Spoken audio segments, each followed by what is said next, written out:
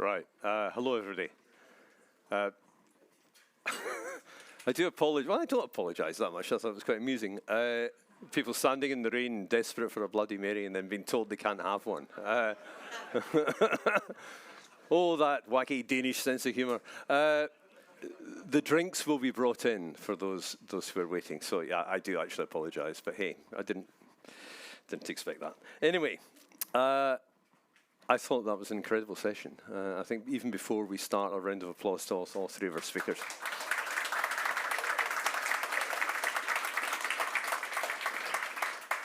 So I've got a few questions, and I'll kick off with a couple of things, and then throw it open to you guys. And I know that there are a few people in the audience here.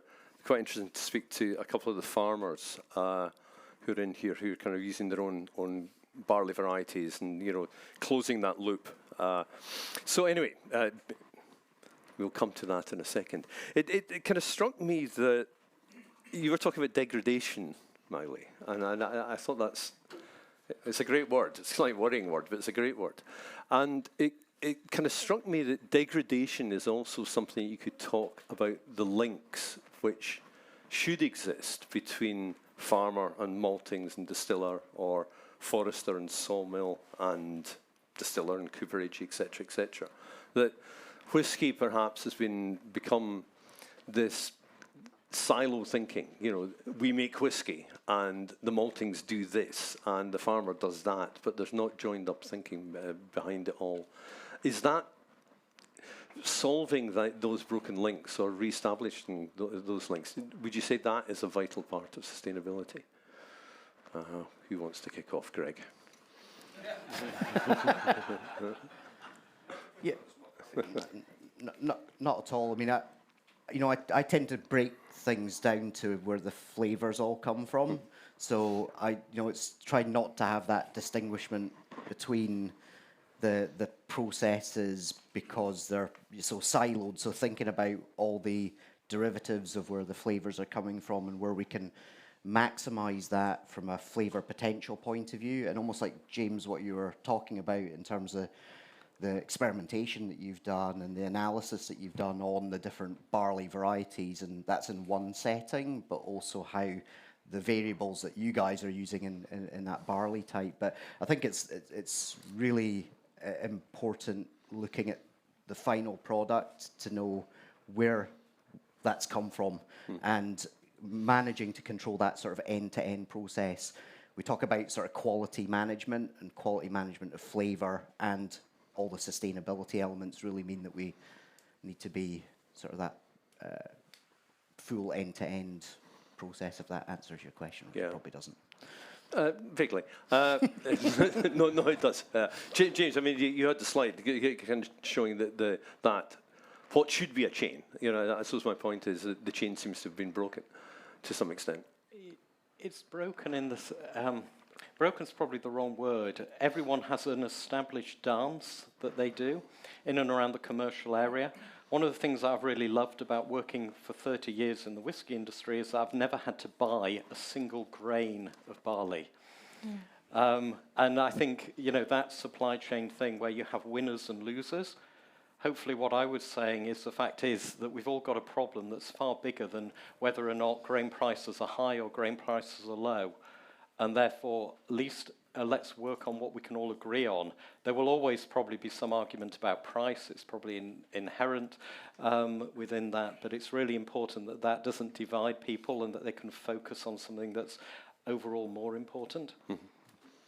And Magdalene, in terms of wood supply, and are you finding the industry is now more willing to take the initiative that Greg has and actually think further back down the chain in terms of supply of casks? Sorry. Well, no. I'm just wondering.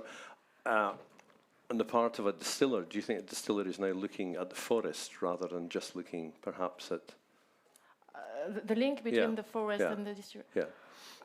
I think we are a good intermediary with and a good interlocutor with the distilleries, and we can provide them the best oak and the best solution for aging the spirit, I think. So I think the link between distillers and coopers have to be reinforced in the whiskey industry, and most of all in the sustainable context. I think it's very important to work together and to understand the needs and the expectations for the whiskey maturations. Well, so keen to kind of talk about farming as well. Greg, could you kind of touched on that briefly in your presentation? And John Sterling, I don't know if you know from our Beaky, said to me, we were talking about this topic quite recently, and he was saying that farmers these days are kind of moving into almost like survival mode instead of being husbands of the land. Barley price hasn't necessarily risen, but demands from maltings or demands from distillers are, you need to produce more, we need to be more efficient, etc., which has a knock-on effect, I think, with barley diversity. So how important is it that you begin to understand the needs of the farmer?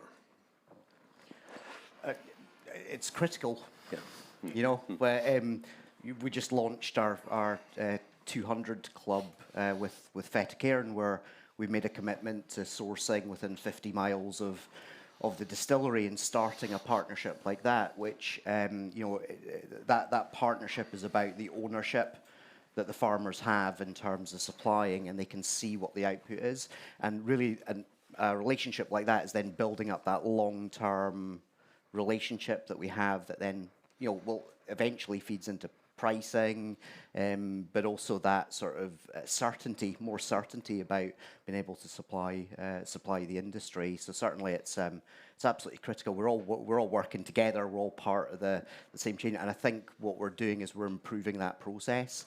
Almost like going back to your previous question about oak and sourcing back to the forest. We're all seeing an issue right now with getting bourbon casks, for example. So we're now, out of necessity, we're having to go back and start to look at that. But for us to then be ahead of the game, sometimes out of necessity, we have to then start looking back to the forest and committing to longer-term supply agreements in terms of these things. So there's the necessity, but I think for most of us in the room here, we're probably a bit more forward-thinking and trying to anticipate what's happening there and nurture it as partners in the chain as opposed to just suppliers, as it were. Yeah, I mean, James, I'm thinking maybe you kind of wear two hats here because you're working for the Scottish whisky industry with Swery, but also the Barley Hub, which is taking this wider view. I mean, looking at that, can you see that kind of disconnect and that, the farmers perhaps have been left out of the equation? I mean, I think people have tended to perhaps live in silos too long, or seeing that's their job. We're now, as SWRI, we're doing this kind of research on plant disease and things which 20 years ago, if I'd have gone to our board, they'd probably have said, well, we're not farmers. They're now the people who are pushing me. I've been able to do a lot of work in terms of the Barley Hub because that's been supported by the people who pay my salary. Because it's been seen that what does the whiskey, the Barley Hub came from the question in some ways, what does the whiskey industry in Scotland do about barley sustainability? And it's quite clear that the whiskey industry doesn't sit in a room by itself and talk about how important it is.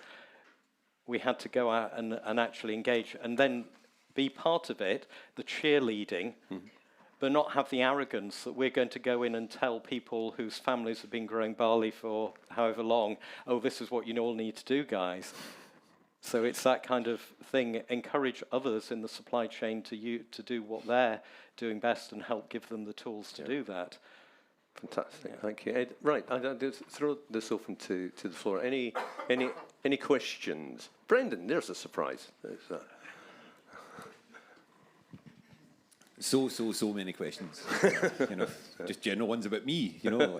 Is my wife with me for love or whiskey? But we won't go to those ones. The biggest one, James, was I really loved you said we need to find a different way to measure efficiency, and I would go even further. You said that it's a good measure. I would say it's a bad measure. I think litres per tonne is driving some terrible behaviours in terms of sustainability, because you look at two distilleries, one is 410 and one is 405, and you take the 410, right? But what if that one uses double the amount of energy, double the amount of carbon? It's the least efficient in that kind of terms. Do you have any ideas for what the kind of sustainable measure of efficiency is? I mean, that's a huge question in terms of to break that down to do it. I think within the same companies, there's been I've always felt sorry for distillery managers who have perhaps a different mash tun to somebody else, who will always get with the same barley, might get a higher alcohol yield, and they might be doing better getting what they're getting out of their series. So that kind of inherent unfairness in distillery manager KPIs has been there. I think the real thing is individual companies where they have several sites need to be doing their own measurement. They need to actually get that mindset rethink from the very senior, from whatever constitutes the board level.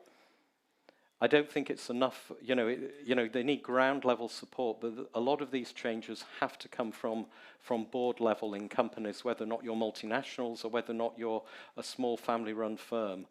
And I think that's how to do it. A canvas round, I mean, I mentioned litres of alcohol per hectare, just because obviously, that brings in that part of the supply chain and how your raw material was there, and looking at scope 3. So you can be the best scope 1 distillery, but if you've ignored how you're getting your barley, it's not going to be credible. And I think we're talking a bit about communication tomorrow, where the word greenwashing is likely to come up. So we need to avoid that, even with the best intention. Anybody else? Hands up. Everybody's very shy today. Okay, I'm going to kind of throw in the question here to Miley, actually. You were talking about the French, the organisation behind French forestry. It's nationally controlled.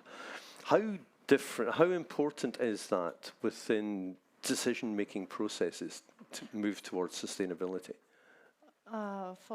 As Cooper? Yeah. Well, yes. In general, in the management of forest, It's a difficult question. I don't have. It's the management about the administration and the state, and I don't have. Maybe Cyril, could you help me about these questions? I just wondered about the fact that the forests are organised at a national level. How important is that to kind of establish a sustainable way of thinking? Yeah. In fact, I speak about our cooperage. Yeah. del2 cooperage, we buy 95% of our wood at National Office Forest in France. Then they have PEFC certification. Then we are sure that the forest is well managed. And in France, you must imagine that the forest grow of 3.5% per year. It's not something nice or something good, because it seems that the farmers destroy their place. Thank you. Their place of production, and it's become new forest, but forest generally bad managed. Then forest, if you have a good forest with good management, that's perfect. If it's a wild forest, it's not necessarily perfect. We work also in Hungary. We source some wood in Hungary, where we have a company, also a cooperage, and a state mill. And why Hungary? Because Hungary have the same systems that National Office Forest. Then they manage their. We refuse to work. I will not say which country, but we refuse to buy some wood from different ones. Then sorry for my bad English. No. It's fantastic. We try to source wood, and our customer asks us to be regular in the production. And if we are not sure to have the same quality or a good quality all over the year, we don't want to source this kind of wood. We are looking for some really special trees because we need a long trunk. And in France, the history, it was trees for boats. under Louis XIV's reign in France, it was forbidden to do war with England. Then I know the feeling. That's fine. that's why we have many oak forests in France. That's the only reason. Right. After we have trees near land forest with most pine forest, but oak trees was to protect pines from the wind. Right. Because it's an harder wood. Then that's all. It's historic in France. It's historic in other countries. In US also. Actually, you know that there is a problem to provide bourbon cask. Mm-hmm. Why? Because a statement in US has say, okay, we can cut this number of trees, but after it's finished, then it's a question. If we want to have trees and trees all over the years, we need to have a big management of that. Yeah. Thank you. That's fantastic. The establishment of certification by the National Forestry Office in France certify the wood quality for our customers and the respect of the oak as a tree, and it's really important for us to give this message. Yeah, that's fantastic, because I was wanting to ask the same question to you, Greg, and just thinking about, you know, what was the Forestry Commission, and which seemed to be set up in a slightly different way. And, you know, are the UK forest or the Scottish forest specifically, do they need a greater control to have that management rather than being kind of wild woods, which are fun to go through, but not necessarily, you know, long-term sustainability? I mean, that's one of the next pieces of fuller engagement is actually with Forestry Scotland in terms of how we're developing the Scottish Oak programme in the future. One thing that might not have been clear during my presentation, but really the initial thought process behind developing it was that it was not going to be branded as well, so that it was going to be open to the whole industry. And so to start off with, engaging Speyside Cooperage allowed us to do that. Ashes as a partner, working with foresters, which largely are sort of private owners there, and but then their link is with Forestry Scotland in terms of being able to get the permissions for felled trees. I actually have a preference for wind fell trees where possible, so we had a huge number of storms in Scotland. The phone was ringing all the time. We got some trees down and things like that. So that's the sort of preference that I personally have. But we're also getting from those managed forests. So it's sort of it's a ever-growing project that's going to come about, and engaging more people in our industry with how we can do that. But at the moment, it's largely done sort of through the Ashes group, sure, who helped to coordinate that and ensure that we've got the correct certification right the way through the process, and we know the provenance of where everything's coming from. Great, thank you. Anybody got any thoughts? Right. Yeah. Hello.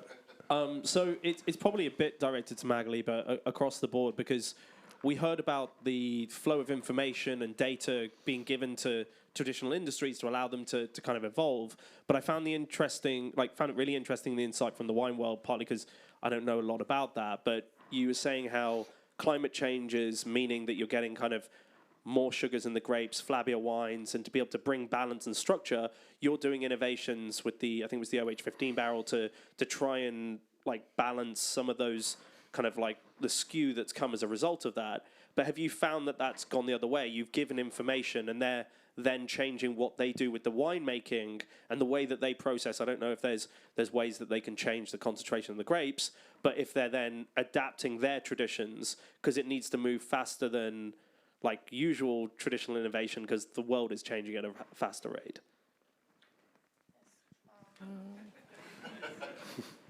Okay. We actually developed the OH15 for the winemaking, because we realized that we have several wines presenting specific and different kind of profiling. We try to develop several advices for winemakers in the winemaking process, but we have more concentrated on the maturation process. And thanks to several kind of experimentation that we have in different regions all around the world, we try to adapt our product for improving the quality of our cask and the adaptation of our cask to the wine, and for the spirit also profiling. Is it going the other way though as well? Yeah, yeah. Great. Hello, I work at a distillery in Oxford where we're obsessed with genetic diversity, and I have to plug us there. But and I was going to say to you, you talked about genetic diversity within barley, James. Do you think it's likely in Scotland that different cereals are going to start getting used? I presented rye whiskey in Scotland recently to a guy in top to bottom Tweed, and he was very charming and nice, but he kept saying, "So you're a grain whiskey?" And I was saying, "Well, kind of, we're a rye whiskey." And he went, "But you're a grain whiskey." And that kind of made me think a lot about it in Scotland. Do you think people will be using diverse barleys but also diverse grains? Already using, there are already rye whiskies being made in Scotland. You know, under the Scotch whisky definition, they're classified as grain whiskies in that sense. But it's even though they've been through pot still and that. Yeah, I mean, we're looking at. I mean, grain whisky is interesting. There are lots of things that we could do. I could have given similar talk with wheat and obviously maize, traditional cereals for grain distilling. We're looking at quite a lot of triticale, which is a wheat rye hybrid, just a conventionally produced hybrid, and we can see there's genetic variation in terms of alcohol yield, genetic variation in terms of processing viscosity. That a plant breeder could use to actually develop something. Why should they want to with triticale? Well, because it has a lot less nitrogen inputs required from, say, a conventional sort of wheat, and also it's a bit more drought resistant. So I'm not saying it's got an incredibly low base in the UK, but yeah, I think we have to. This is a time when everything should be looked at on the table. Will protect what it has. I totally understand that. But then you want, because with my silly example at that show, it's quite a rigid way to market and describe yourself as a grain whiskey. But then at the same time, I am aware I could be being controversial. I'm not trying to be. Do you think that marketing and communication kind of needs to change with cereal diversity? Yeah, I mean, I think so. In Scotland, I mean. I think with that, it comes down to the marketing, and marketing's great, but it's a liquid in the bottle. If it's something people want to drink, that fine print of whether or not it's a grain whiskey or the description, your whole underlying story will be what will sell it, not whether or not the Scotch definition is allowing you or not allowing you to put something on there. But I think I've got a kind of a question, if perhaps just general one, but we talk a lot about sustainability in a production, a technical, a scientific context, but marketing is so huge for sustainability in terms of managing the supply chain, because if you create an expectation for more and more product in a particular area using a scarce resource that becomes beyond that, that also creates real sustainability problems. And, tequila at the turn of the century would be an example of that, where they were using younger and younger agave because it was becoming so successful without marketing being linked to the supply chain and understanding that there weren't enough mature pinot available to supply that. I mean, they've resolved that now, obviously, but I think I think people in marketing need to. Yeah, and just kind of picking up on that as well, I think the law could well change, to be honest, in Scotland when the volume of rye whiskey begins to grow. And without appearing too cynical, the fact that Diageo is producing it, I think, as soon as the big boys get in there and begin to release it, then I think that there could well be a dispensation to label it as rye. But coming back to, I was going to be talking about, asking questions about this idea of the need for diversity for a whole number of reasons, like not having all our barley eggs in one basket, to mix a terrible metaphor. But I mean, speaking to distillers, they're saying that they would like to be able to grow different varieties and go to heritage varieties, etc. But because of the commodity market, because the Scotch whisky industry certainly has been set up with larger maltings, and so therefore the farmers plant the same 3 varieties. The farmers who wish, or the distillers who wish to use, rarer heritage varieties, can't get them processed because there's again a missing link in terms of maltings. Greg, I mean, would that be something that would concern you? Yeah. It's trying to set up a parallel supply chain rather than always having to go down that commoditized route, saying, here's the alternative. It's not right or wrong, it's just, here's an alternative. So I think things are starting to change in that direction because we're all looking to differentiate as well from a marketing perspective, but from a flavour diversity as well. Some of us will have to work with minimum batch sizes to make it sensible, but yes, the industry's geared up in a particular way for that efficiency, but there's obviously the flavour aspects as well is always considered and yields. But I think we're going to see a step change upcoming with that. I mean, from our perspective as distillers, we've done smaller experiments with heritage barley varieties, single sourcing as well, and there's sort of ebbs and flows. But obviously, there's the majority where we're looking for a good quality industry standard that's been well researched, and we've got all the data on there. But I think we'll see more diversity, and I think that's what's exciting about a lot of the smaller distilleries coming up and looking at that, having that flexibility.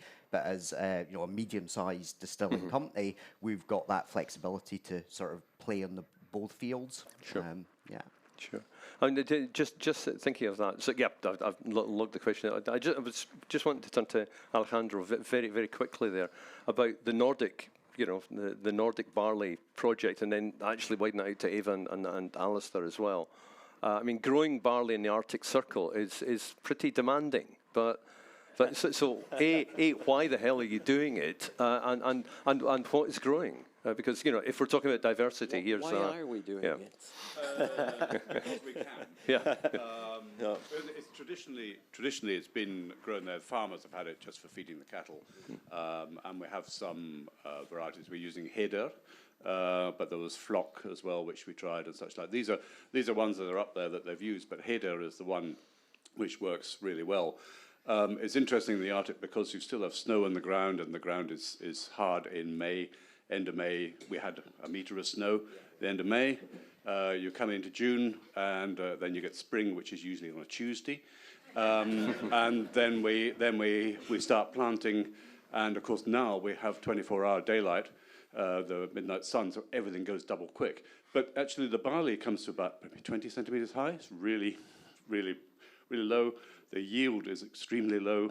From 1 metric ton, we maybe get 1 barrel. Last year we had 3 barrels from 4 different fields. But it's a story, I suppose. It's provenance. It's a story. It's working. We maybe get some more fields. We bought our own combines. They have a head of about 2 meters. You load them on the back of a trailer. They're tiny. And we're using local yeast varieties, Crake, farmers' yeast. And I think it's a challenge, and I think we all like a challenge. It's not everything we do. I mean, we buy in barley. It's Nordic barley from Finland. We buy that in, and so it's used to that. But it's just nice to do your own and to work on it. But it is definitely a challenge. I'd very much like to sort of maybe work with James Hutton Institute and maybe the barley project. It would be very interesting. I know a lot of people in Scotland are trying the Bear barley, and they're trying that in Orkney, and Rassie, I think, also have that. And I think it will be really nice from this to get a sort of Nordic-Scottish link to see what we can work on for these varieties. Yeah. But it is just it's because we can. That's the answer. Yeah. And let's give it a go. Yeah. It's fun. And I'll come to you in a second, Martin, and I've had a previous question over there. But Eva, I was wanting to bring you in at this point because, the idea of provenance, the fact that there you are in Iceland and you have deliberately, used local resources, which is, classic sustainability. Part of it is, like you said, we have been growing barley, but in Iceland, we only grew it for the past 35 years. And maybe not cheering on global warming, but the reason for why we can grow barley again in Iceland is global warming. We have the land. We have vast amount of land up in Iceland that can't be used as horticultural land. So if the temperature keeps on rising, we know we're not going to be able to grow it here in the central of Europe. We will have to move up north. And we need to be prepared for that. One of our goals was also the farmer that is growing the barley, when you're using it as a cattle feed, you don't get enough money into the farm, but by selling part of your crops into the distillery, because we pay 3 times as what a farmer can pay for a feed, meaning there is another income source for the farm, meaning that we can, as a community, sustain the farms in this hard conditions that we farm in and we live in. And we're a little bit crazy, I think. But this year we had a great spring. We managed to get our barley down middle of April. The year before, 15th of May, we still had 20 centimeters down to frost, and we couldn't get through it. We have different fields. So our farm is an old wetlands that were dried out in the 60s and the 70s. We also rent fields from the government, just about 10 minutes away from our fields, which are mainly sand. So if it's really rainy, our fields are going to drown. The other fields will do okay. If it's really sunny, our fields are going to do okay. The other ones are going to dry out.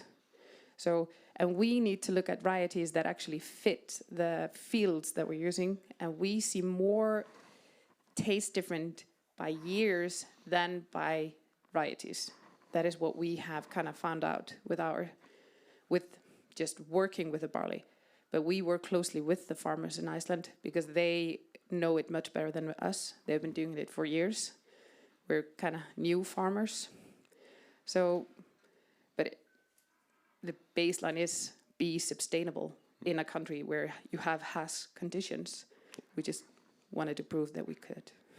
In a way. Yeah, fantastic, thank you, Ed. And it's something I want to come back to after a couple of questions. This idea of provenance being an element within sustainability and breeding barley suitable for specific conditions. But we had a couple of questions. And then Martin after that. Otherwise he'll kill me. So. Just following on from that discussion about improving the diversity of the input. So if there's an issue with cereals, you can change improve the diversification. At the risk of exposing some deep ignorance, is there a reason why we don't look at other kinds of wood? Why is it always just oak? Is there other kinds of trees that we could be using to make barrels from? So the oak wood is, I think the oak wood is the most suitable kind of wood for use in maturation, since it presents a structure most able for the aging, because it's impermeable wood, and you have molecular compounds, tannins, flavors that we are more able to transfer to the spirit or wine over aging. We can use other kind of wood, chestnut, acacia also too, but I think oak wood is more qualitative kind of oak, and in del2 we want to highlight the qualitative aspect of this kind of wood. Cyril, do you want to add something? Again, our guest asked us for... Thank you. Our guests ask us for constancy of production. The problem is oak. We have many oak, and there is many oak available. The quality of the oak, it's a different thing, because we are looking 2 different quality for spirits and wine. Then we can manage because we have the both.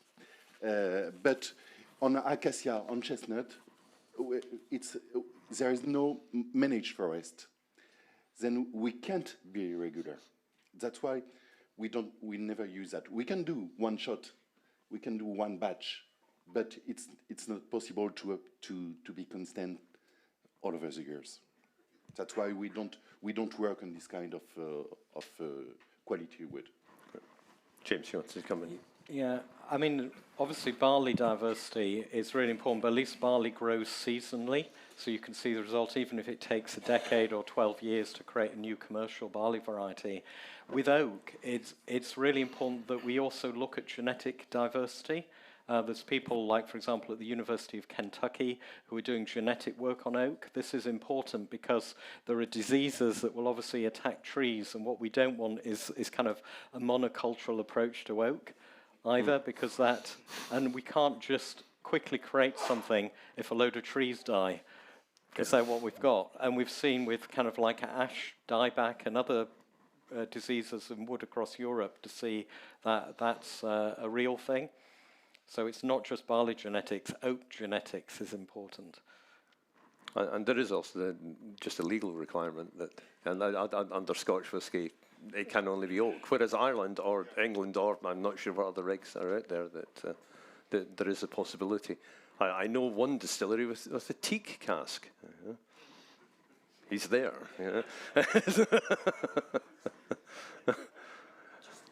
Yeah. Pick up on that sort of diversity thing with the replanting that we're doing. It's making sure that there's not that monoculture as well, but also working with experts on the ground and the foresters and the scientists with what's the ideal mix of forestry that we're putting in there for the health of all the trees in the entire sort of ecology, and the likes of the work of Trees for Life, for example, where they're creating corridors for wildlife as well. So it's actually thinking just beyond that side of things. But we've done a few things with Scottish chestnut, walnut as well, which again is not permissible, but we're doing these sort of trials. And I think I think Dave, you'd seen some of the casts that we did where we can actually do different things with the oak that we've got. So we can create maybe heads of casks that are not quarter milled.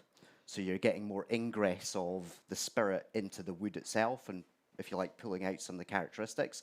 Obviously, you have to watch it daily and flip the casks, make sure it's not leaking too much. So there's still those other sort of practices that we can do with our pre-existing oak that can offer diversity, methods of heat treatment, as well as all the other variables that we're using. And also the application of the incredible science that you're doing, So even within oak, there are new flavors being created. Yeah. Good. Martin.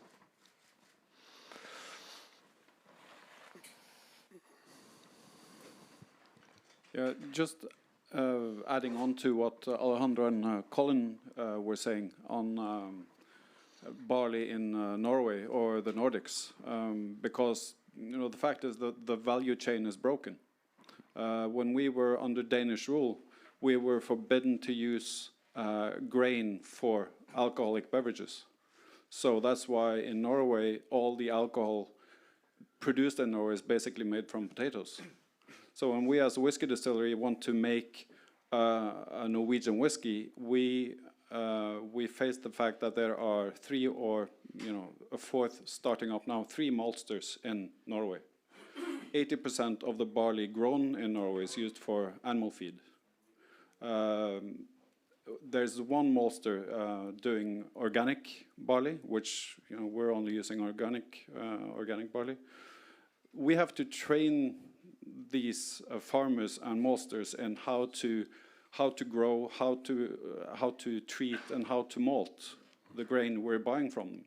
So we have to disregard yield and sort of economic sustainability on our end completely, because we have to start with just paying what they need to get paid in order to establish, get expertise, collect experience, buy equipment, start malting.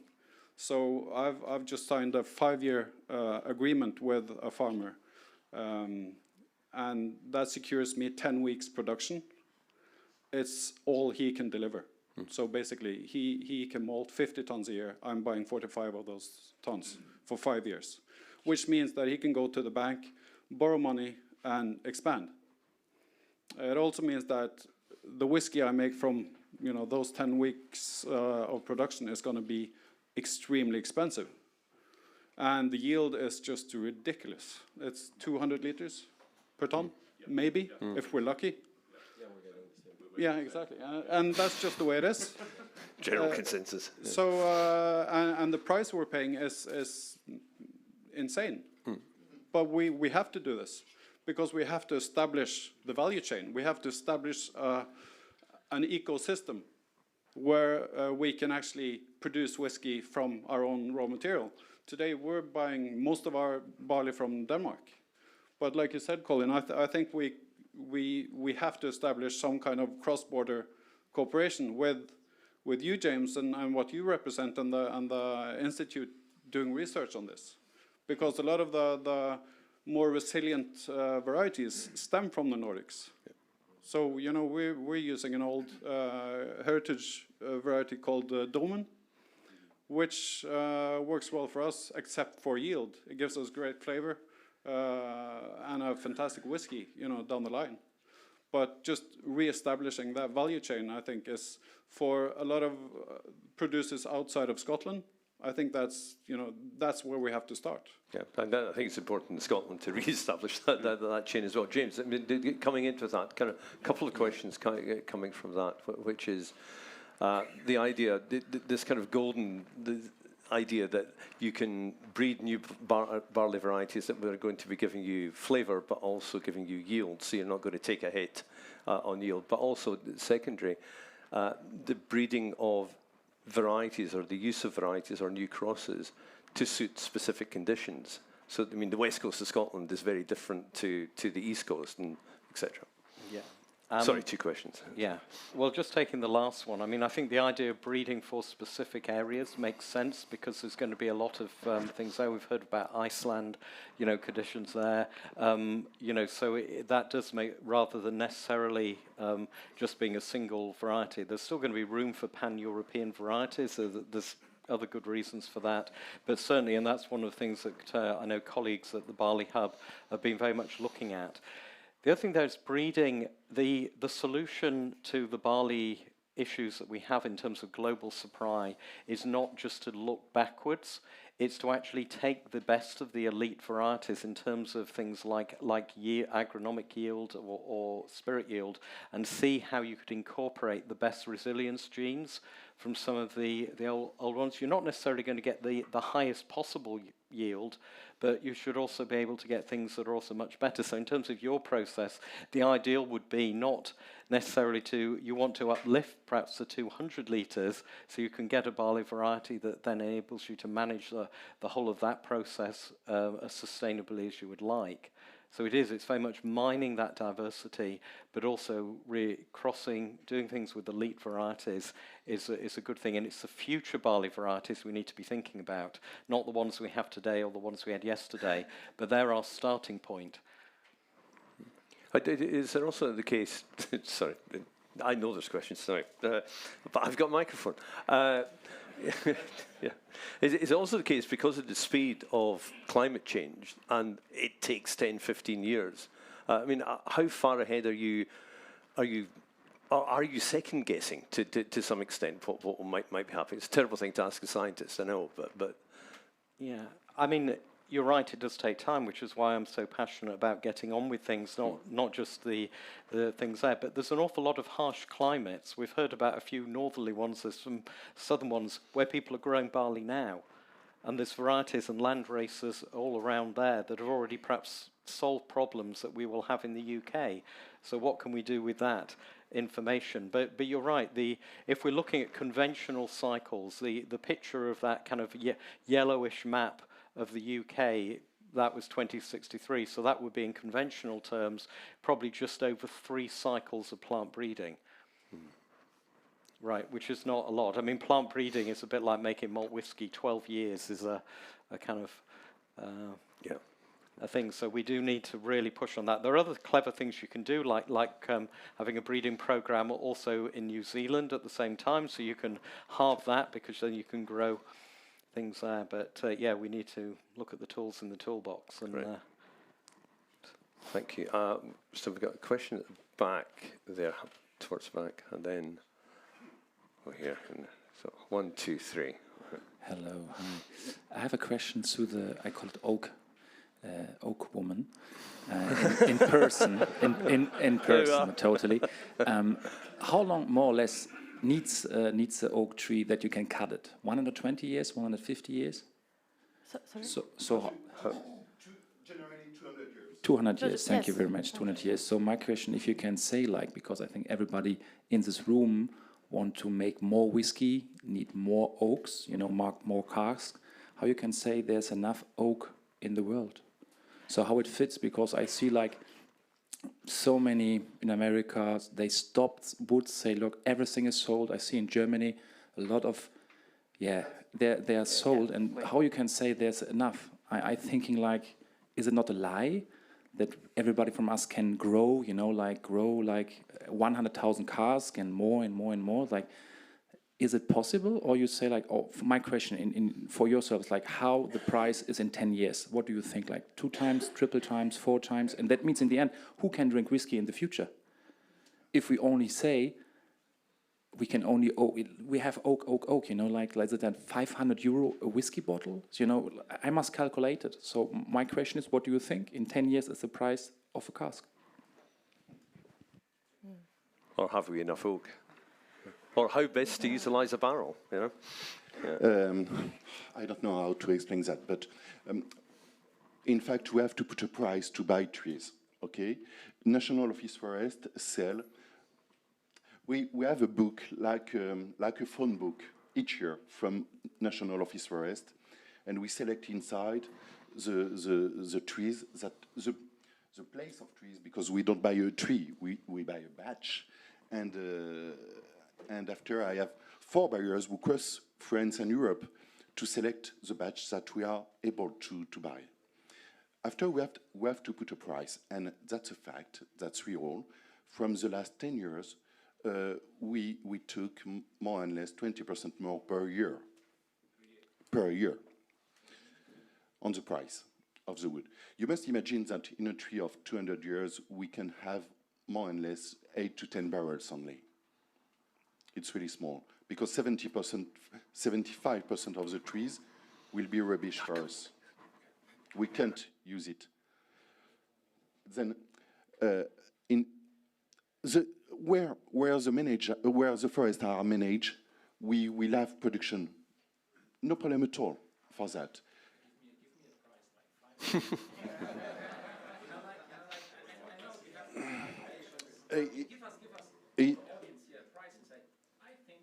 There is an. It depends also of the war in Ukraine, because Ukraine was a big producer of oak, and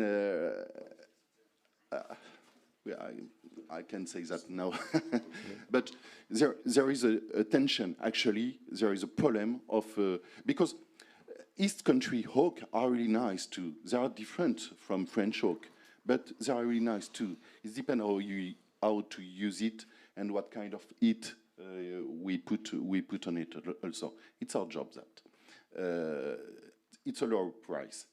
Actually, we will have a problem on Ukrainian oak. Sure, you know why, and the price must be more expensive the next years. If we took this year with the National Office Forest, it's more or less 30% more. Okay. But it's 30% more for the tree, not for the stave mill. Then stave mill, it's a natural regulation of the price, and the price on the barrels, it's more or less 10%. So there's your answer. It's a great question. Thank you for fielding that. I'm aware kind of time. We've only got about 10 minutes left, so I'll rattle through a couple of questions. So, Jacob. Whiskey maker and farmer. Yeah, hi. So I have 2 whiskey distillery just a couple of hours north from here. And we're like a full single estate production, so we do farming, malting, malt house, and brewing, distilling, maturation, bottling, everything. So I think from our perspective, and that's our project, of course, like what we're met, when consumers come to us, they very much expect that we use whatever is right here. Like the whole idea of like a local sourcing of almost everything. casks are, that's definitely the most difficult thing here in Denmark. We have no coopers, we have like very little experience in using Danish oak. But people expect that. And I think there are some things that, for example, like what you mentioned, James, that, looking at, for example, yield per hectare as sustainability is like true in a sense. Like how much can you get out of 1 hectare? How much whiskey can you get out of it? On the same hand, like your point of saying that, we have to grow this locally. We have to have a local chain of production, and we want to use local varieties. When we started out making whiskey, we wanted to use our own grains from our farm. We called the local malt house. Like, can you take in 10 tons, malt this for us? And the problem was that their batch size was 250 tons or something like that, right? So there's like a mismatch between local production, local sustainable production, and meeting the demand and from customers, the expectation from customers. It's not even like something extra. They're saying, are you not using the local stuff, right? So making high quality products, like I think everyone in here does, and trying to make something even higher quality than mainstream whiskey, even good single malts. We're met with that expectation. So I think in sustainable terms, it can be quite unsustainable for the business, especially for everyone communicating like higher quality and high-end products. If we do not meet that expectation, we tell a lot of stories in this business, a lot, right? And Scottish have paved the way with all the, like, you can close your eyes and you have pictures of like a distillery in Scotland, right? And that's with everyone. But there's also a lot of storytelling. And I think like sustainability, like one thing that needs to fit in here is meeting that expectation, that you actually do it uniquely local. Like, why am I making whiskey in Denmark? I have to answer that question kind of on a daily basis. And I think it makes sense because we use something that makes our whiskey taste like Denmark, taste like own processes, so on. But we also did everything. You don't have to do everything, everyone. But I think it's like sustainability includes being like respectful of, that if you do it here, you have to bring something local to the whiskey. Otherwise, it doesn't really make sense why you don't do it just in, that distillery in Scotland instead. That's fantastic. It's great insight. It's a beautiful thing, which is something that's going to be picked up later on this afternoon.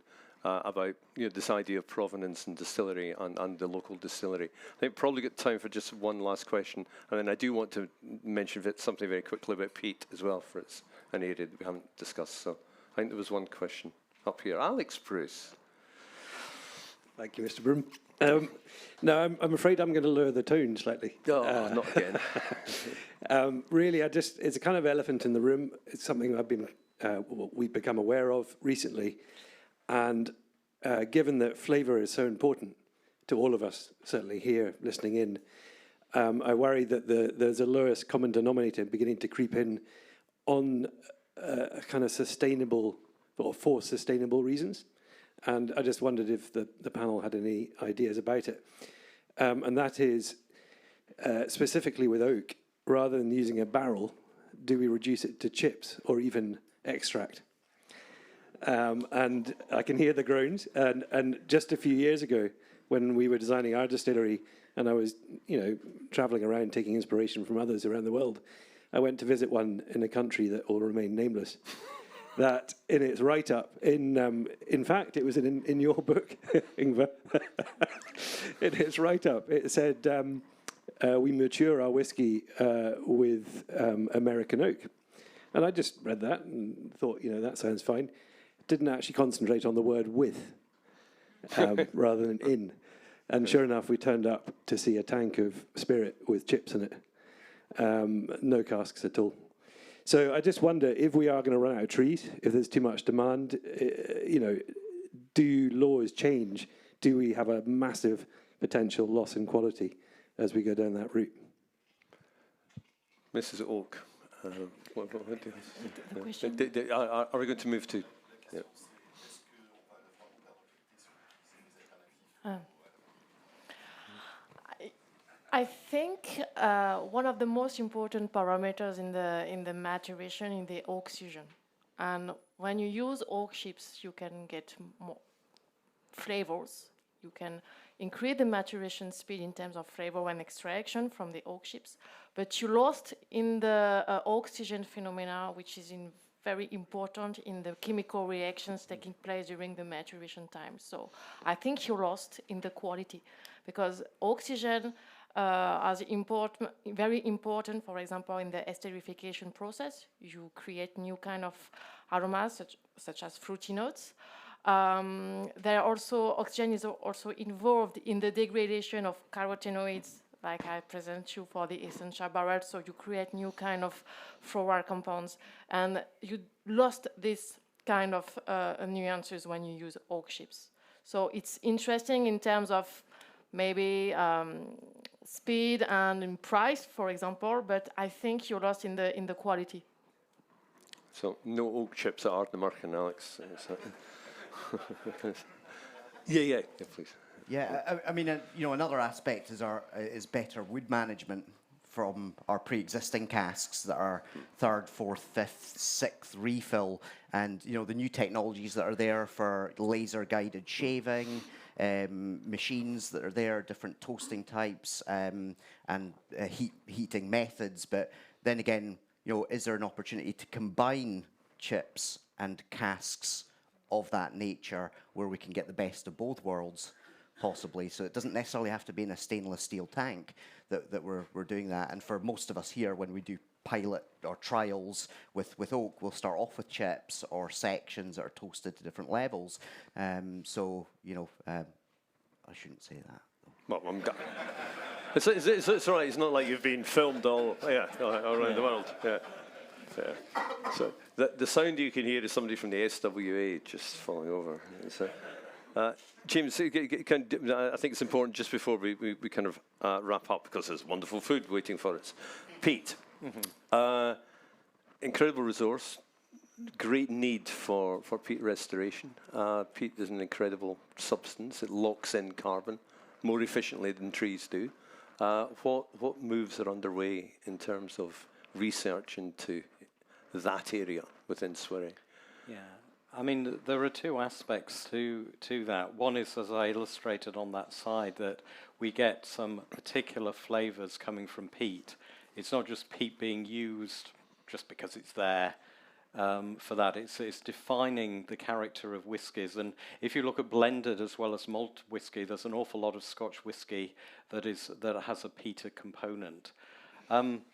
The degradation of peatlands, I think we need to look historically how that's happened. It was promoted by government 100 years ago for draining lands. The primary sort of abstraction has been by industries, not the Scotch whisky industry. So we are using a relatively small amount, and it has to be seen in that context.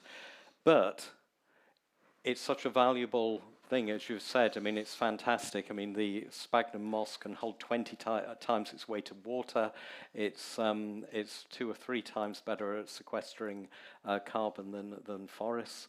2% of the Earth's land surface is kind of peat sort of things, and that 2% has a massive effect. So we have to look, and it's all that about not being part of the problem, but part of the solution. So, I mean, a number of distilling companies are making big investments in peatland restoration. Now, people can look and say, well, to get a fully degraded peat requires, hundreds, thousands of years. So you're not really doing that. That's true. But peatland restoration is already having benefits. It still is a good thing. It stops existing peatlands from drying out.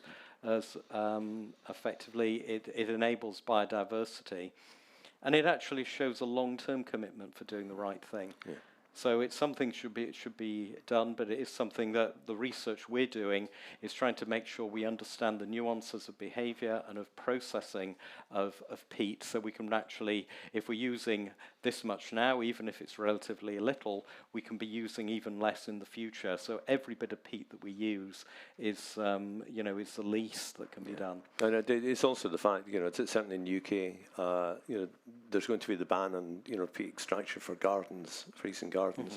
So the 3% of the Scotch whisky industry you know, given what 70-80% is going into garden centres, when that stops, all of a sudden the focus is going to be on the whisky industry. So there's double imperative to change things. And this isn't to duck responsibility, but there is the crofters in between.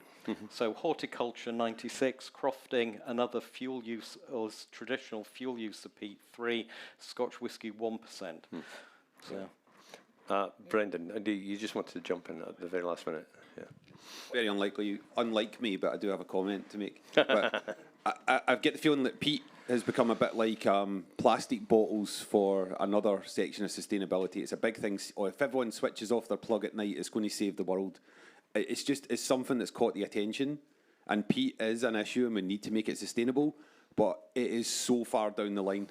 It should not be the priority. There are other much bigger, much more important issues we need to solve now.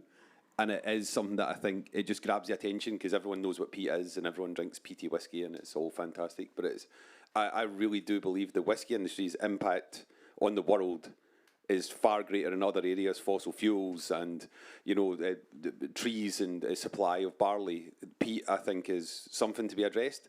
But hopefully it's the World Whisky Forum 10 years down the line because we've solved all the other big issues. But right now, I really don't think it is an issue of significance compared to the big ones we have right in front of us that we need to solve now. Something to think about. James, do you want to come back on that? Or Greg, are all things not equally important? Well, no, I really agree with that. I agree with that comment strongly. You can't look at a peated whiskey and an unpeated whiskey and say, an unpeated whiskey must be more sustainable, because you've got to break that whiskey down and look into everything, and you'll find, irrespective if it's peated or unpeated, the peated component in a climate change impact, real impact, will be absolutely tiny. So talking about peated as being unsustainable and unpeated as sustainable is just nonsense. There we are. Oh, a ripple of applause. A ripple of applause. So with that ripple of applause, we're going to build that into crescendo in a second. Our panel, thank you.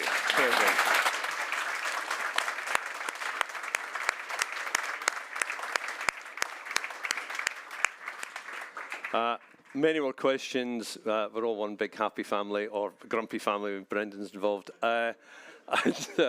Food will be served somewhere. I think it's outside. Outside. Lasse, thank you. Outside, there's an entire pig to be consumed. We'll see you in an hour.